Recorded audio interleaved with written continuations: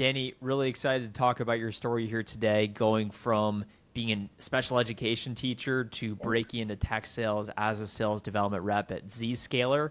And for those of you who don't know, Zscaler is a public cloud software company, multiple billions of dollars in recurring revenue. So an incredible opportunity. So really just want to ask Danny some questions about how she went from being in education to tech. And for those of you who then want to break into tech sales as well, hopefully you can learn a thing or two from someone who's actually done it. So Danny, why don't we start with what were you doing a few months ago? And what was that prompt in your life where you decided, you know what, I want to get into tech?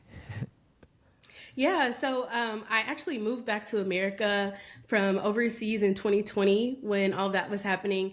And at that time, I got into the education field. So most recently, I was working as a special education teacher. I love the students.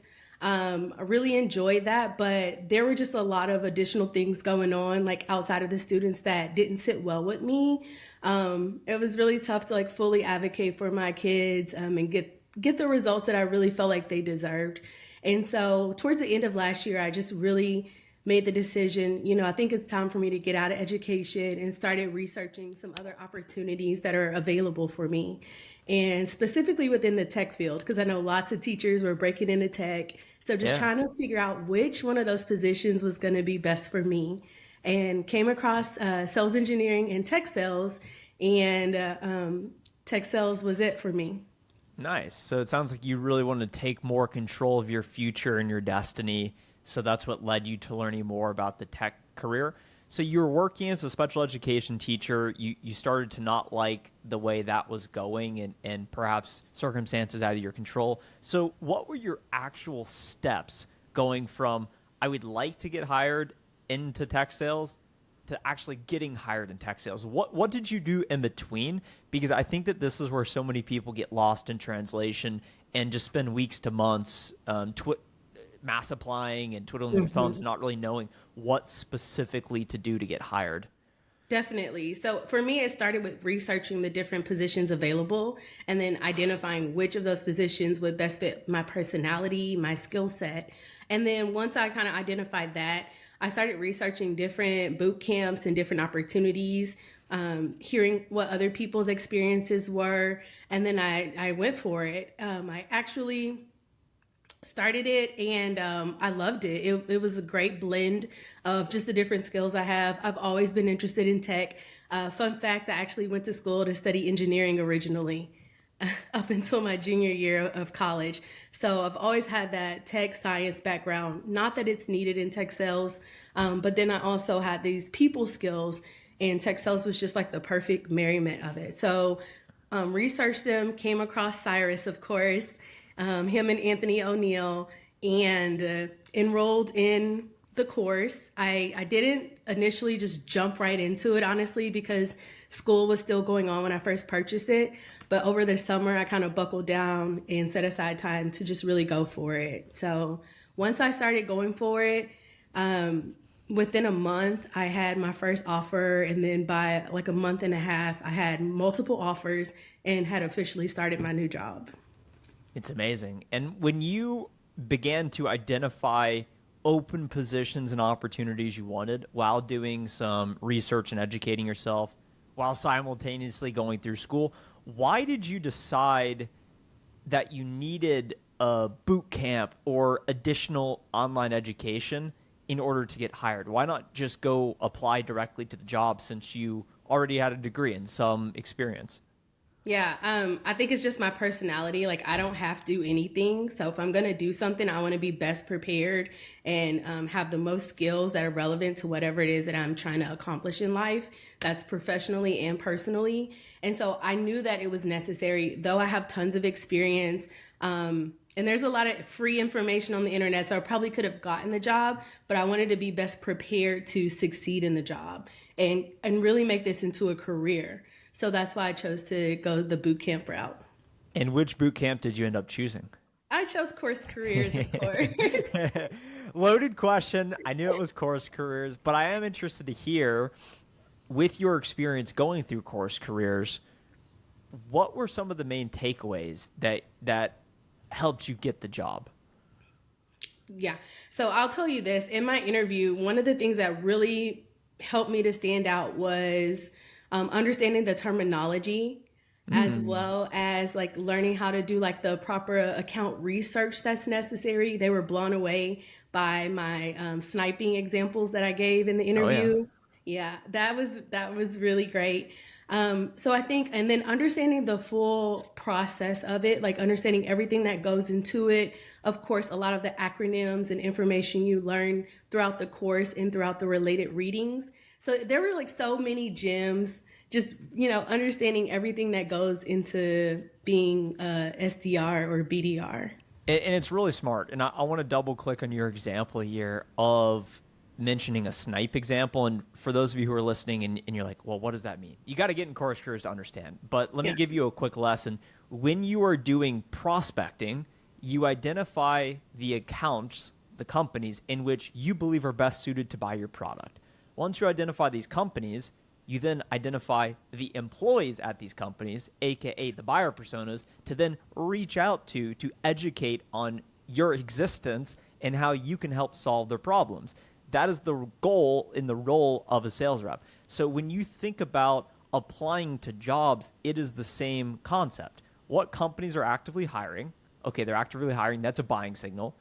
Who within those companies is in charge of hiring for that role? Well, let me reach out to them. And the sniping example means being very pointed, very concentrated in your outreach, and very serious and deliberate, not just let me quick auto apply to 1,000 companies online.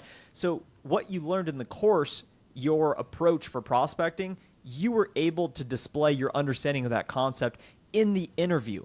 And a lot of people who go through course careers or these other boot camps think, oh, I've got this certification, I've got this Salesforce CRM accreditation. People are going to come to me. Nobody is going to come to you. You have to go to them and demonstrate that you have now acquired unique and specialized knowledge that differentiates you from all other candidates. And that's exactly what you did, Danny. So that's a Yeah. great job. Talk about how many companies you applied to and how that whole interview process worked, because it sounds like you got a job offer within a month, and then of course you did some other ones. Just what does that process look like? Yeah, the process is hard work. I'll be honest with you. It was a lot of no's applying. So I originally started on LinkedIn doing easy applies, but that's just not going to really get you too far. So I kind of changed my strategy and I put in quite a few, probably a couple hundred resumes and applications, like quite a few. It was a lot, but that's because I made it my job. Like I said, I really buckled down over the summer. I'm a teacher, so I wasn't working. So I dedicated like 8 hours a day, probably a little Wow. intense, but I was determined to not go back to teaching. And that 8 hours a day of like applying probably only lasted about a week and a half, maybe 2 weeks max. And the other portion of that time was just going through the course, revisiting the information, practicing. But it was a lot of hard work. Yeah. And And we then, of found, course, go yeah, ahead. go ahead. No, go ahead. Oh, and then, of course, I had a few interviews along the way. Every company was different. Some companies, it was like one interview. The longest I had was like 5 rounds of interviews for one company. And so do your research on the companies that you're applying for, guys. Like come into the interviews prepared, know what you're talking about, know what they value. If you can, reach out to someone that's already on the team working for the company and Mm. get like a realistic expectation of what the culture is like, what the day to day is like. And that really just helps you to make the best decision for you. We find ourselves in a tough hiring environment, so a lot of people reach out and say, I'm applying, but I'm not getting any interviews." You apply to a lot of companies, but it sounds like you were also doing some research on these companies. You mentioned also contacting existing employees at the company, whether it be someone in the role you're looking to get hired in. Hey, what is your day to day like? Or maybe trying to network in with the recruiter, hiring manager, leader. What did that process look like for you, reaching out to people on LinkedIn during your application and interview process? Yeah, so I would engage with them with some of their content that they were already posting. So it wasn't just coming straight up and just asking for something. I try to bring value to whatever they're doing as well. And then just was realistic, like, hey, I'm applying to this job. I have X, Y, and Z questions. So I would come with like targeted questions. Don't just leave it generalized, but like let them know what exactly you want to know, why you're applying for that job, why you really like that company. And whenever I was able to do that, they saw that I had initiative. And so they were willing to help me. And people are amazing. And so now that I'm in a role, when someone reaches out to me, I try to also like take that time to give back to them as well, because I remember what that felt like, and I had some really invaluable conversations with a lot of those people. So it was great. Now that you are in the role at a really great company, what has it been like on the other side, totally switching professions from education to now doing tech at a high level? What has that experience been like? I love it. It is absolutely fun. The company is amazing. I feel very prepared because of course careers. It's crazy because when I came in, they go, "Which tech boot camp did you do? Do you know more people from that boot camp that we could hire? It's Because true. you know your stuff." But the company, the culture is great. The people are great. You hear people say all these great things in the interviews about Mm. tech culture, and it's everything that I heard plus more. So I'm literally like this every day when I go to work. It's crazy.